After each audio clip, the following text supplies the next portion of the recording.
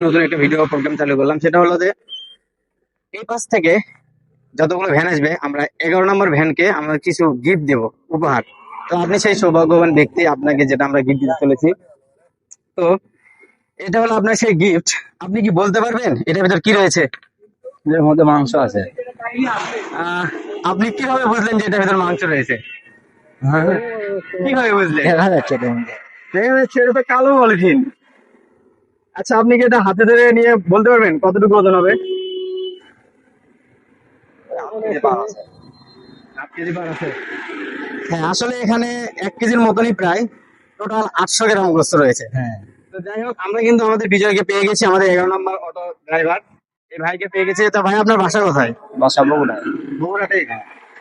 তো যাই হোক, আমরা শুধুমাত্র আর একটা কথা শুনবো, সেটা হলো আজকে যে উপহারটি ভাই পেলো, এটা পেয়ে ভাইয়ের কেমন লাগলো? ভালো। খুব ভালো। হ্যাঁ, খুব ভালো লাগছে। তো আচ্ছা ভাই, ঠিক আছে, ধন্যবাদ। আরেকটা প্রশ্ন করবো, আপনি কি এবার কোরবানি দিয়েছিলেন? না ভাই। আমরা কিন্তু সৌভাগ্যবান একটা ব্যক্তিকে পেয়েছি, মনে মনে এরকম একটা মানুষ যাচ্ছিলাম যে কুরবানি দেয়নি, যাকে আমরা এই উপহারটি দিতে পারবো। তো আমাদের ভালো লাগলো আপনার মতো ব্যক্তিকে সঠিক উপহারটি দেওয়ার জন্য। তো ভাই, ভালো থাকবেন। আলহামদুলিল্লাহ। আমরা কিন্তু আমাদের সঠিক ব্যক্তিকে পেয়ে গেছি এবং তাকে কিন্তু উপহারটি দিয়ে দিয়েছি।